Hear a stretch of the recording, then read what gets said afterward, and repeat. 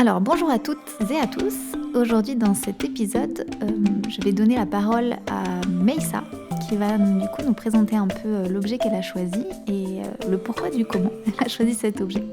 Alors avant toute chose, Meissa, est-ce que tu pourrais dire 2-3 mots sur toi pour qu'on puisse savoir un peu dans les grandes lignes qui tu es? Alors bonjour, je m'appelle Meissa, j'ai 20 ans et je suis d'origine suisse algérienne italienne et je suis née à Neuchâtel et là je vis à Genève. Merci beaucoup pour cette petite présentation très succincte. Est-ce que tu peux nous parler du coup de l'objet que tu as choisi dans cette expo? Alors l'objet que j'ai choisi c'est un masque. C'est un masque anthropozoomorphe. Oh là, j'arrive pas à dire ça. Zoomorphe. Ok. Ouah, ça va être compliqué là. Alors l'objet que j'ai choisi est un masque anthropozoomorphe nommé Gecko. C'est un masque facial tout en bois noir avec un long nez recourbé, la bouche cachée sous une large barbe en poil de singe noir. Il permet de faire un son qui transforme le timbre de la voix. Donc c'est le masque du chanteur. Alors, d'où provient ce masque? Est-ce que tu peux nous en dire un peu plus? Le masque provient d'Afrique, il vient de Côte d'Ivoire, Péomé, et on l'utilise pour des cérémonies, des fêtes masquées, funérailles, réjouissances. Super, merci beaucoup. Est-ce que du coup tu peux nous expliquer un peu qu'est-ce qui t'a attiré de prime abord chez ce masque? Pourquoi c'est cet objet qui a retenu ton attention? Alors au tout début, quand j'ai vu ce masque, ça m'a fait un peu peur, mais ça m'a tout de suite fait penser à mon ancienne vie de chanteuse, parce qu'avant je chantais. Et c'est vrai que quand je m'entraînais beaucoup, je chantais assez fort, donc on m'a demandé de mettre un masque pour atténuer un peu la puissance de la voix, mais je voulais pas cacher ma voix. Donc là, on t'a demandé de mettre un masque pendant tes entraînements, je suppose chez toi. Oui. Du coup, ça c'est un peu le lien que tu fais entre toi et ce masque, donc le fait que tu étais chanteuse. Est-ce que tu es toujours chanteuse aujourd'hui? Est-ce que tu te produis encore? Alors aujourd'hui, je me produis plus en public, seulement chez moi avec mes sœurs ou mes amis. Parce qu'en 2024, j'ai pris la décision de me voiler. C'était vraiment un geste qui venait que de moi. J'ai pas été forcée ou poussée, même si on pense souvent que c'est le cas. Et du coup, ça a été tout naturel pour moi d'arrêter de me produire. Et on pense souvent que les femmes voilées sont soumises, écrasées, alors que c'est juste un choix qui nous concerne que nous et qu'on devrait arrêter de juger. C'est un peu comme le masque, arrêter de s'arrêter aux apparences et de juger. Est-ce que du coup, depuis que tu portes le voile, tu as l'impression d'être vue différemment par les personnes? Alors complètement, que ce soit même par ma famille qui n'est pas musulmane, du coup, c'est toujours compliqué pour eux après 2 ans de me voir avec un voile. Et surtout dans la rue, forcément, on se prend des insultes, on se fait cracher dessus, on se fait taper. Donc voilà, c'est pas simple tous les jours, mais moi, ça me passe un petit peu au-dessus parce que c'est juste eux les perdants, d'être méchants pour aucune raison.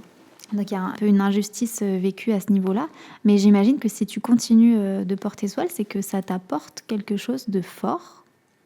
Est-ce que tu veux nous expliquer un peu ce que ça t'apporte au quotidien d'être pratiquante dans ces gestes-là?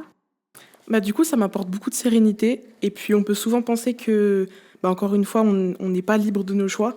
Mais au contraire, en se voilant, on est libre de pratiquer notre religion et de faire ce qu'on a envie. Donc, je me sens plus libre qu'avant. Et ouais, ça m'apporte beaucoup de sérénité.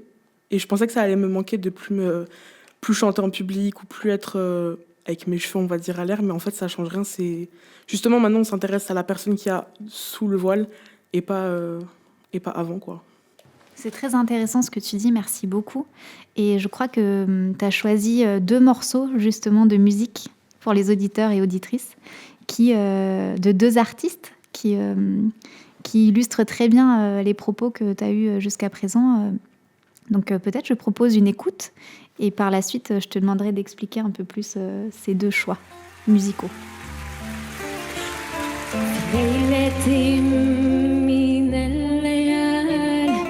لست أدري ما تراني ظلمة تغني يا رب أرض ضاقت والسماء وقلبي ما رفض ضياء والدم بات يبكي يا إلهي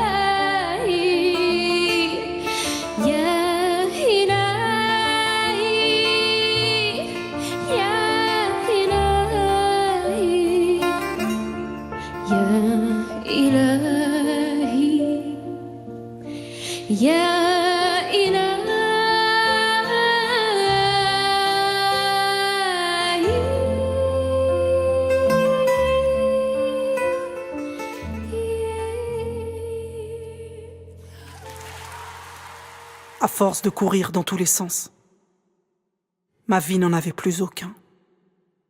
Courir, sans cesse courir. Mais après quoi finalement? Il paraît qu'on court tous après le bonheur. Mais en vrai, c'est quoi le bonheur? C'est qui? C'est comment? C'est où? C'est quand? On m'a dit que je le trouverais dans la richesse. Je l'ai eu, la richesse. Mais le bonheur, lui, je l'ai pas trouvé. On m'a dit c'est parce qu'il te manque l'amour, Mélanie. Alors j'ai cherché l'amour des gens. Et ils ont été des millions à m'aimer. Moi aussi, je les ai aimés. Mais le bonheur, lui, il était toujours pas là. Alors j'ai continué. À courir, à chercher. Toujours plus haut, toujours plus loin, toujours plus dangereusement. Quitte à prendre le risque d'y laisser ma peau. À bout de souffle. J'ai même pensé qu'il n'existait pas. Et qu'il valait mieux mourir. Parce que moi, j'avais besoin d'autre chose. Mais de quoi? Je savais pas. J'étais devenue mon plus grand mystère. Voilà, alors j'espère que vous avez apprécié l'écoute. Meïssa, est-ce que tu peux nous parler de ces deux morceaux et de ces deux artistes et nous expliquer un peu pourquoi tu as choisi de nous les présenter aujourd'hui? Alors la première, c'est Alléluia. Donc c'est une reprise de Menel Ibtissem. C'était durant l'émission de The Voice. Elle l'a chantée en anglais et en arabe. Et suite à l'émission, elle s'est beaucoup pris de haine et de violence sur les réseaux sociaux à cause de son voile. Et c'était injustifié. Et je crois que tu m'avais dit qu'après ça, du coup, elle a arrêté de porter le voile. Et qu'est-ce qui s'est passé à ce moment-là? Et ben du coup, elle s'est pris encore plus de haine. Donc ça montre que les gens ne sont jamais contents et ils vont critiquer peu importe ce qu'on fait. Et puis le deuxième morceau que tu as choisi, c'est de Diams, hein, si je ne me trompe pas. Je te laisse nous en parler un peu plus. Alors du coup, oui, pour la deuxième musique, c'était bien Diams qui s'est convertie à l'islam après. Et du coup, elle a complètement arrêté sa carrière. Et maintenant, elle est vraiment... elle explique vraiment à quel point elle est sereine, et elle se sent en paix avec elle-même. Et elle est revenue avec un nouvel album qui s'appelle Salam. C'est sans instrument de musique et c'est que des textes religieux. Et on est contente pour elle. Ben, merci beaucoup. Est-ce que toi, tu aurais un message à faire passer aux auditeurs et auditrices aujourd'hui en rapport avec du coup toute cette thématique? Bah franchement, c'est assez simple, mais c'est surtout de ne pas juger, laisser les gens faire ce qu'ils veulent de leur vie, de ne pas juger sur la couleur. Enfin, c'est vraiment tout bête, mais je pense qu'aujourd'hui, on doit quand même le répéter, mais pas juger par la couleur, la taille, la forme, ce qu'on porte ou ce qu'on porte pas. Et on est tous égaux, donc ça sert à rien de se juger. Ça sert à rien. إلهي يا